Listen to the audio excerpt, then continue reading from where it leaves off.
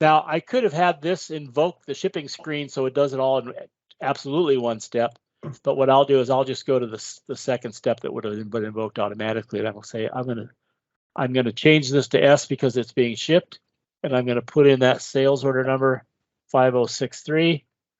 and it goes out and it brings up the entire order. If I'm connected to UPS or FedEx, which is standard out of the box, it will bring back the tracking number at this point in time and package information and insurance information and whatever else I've set up for the interface. If you want to go beyond that, we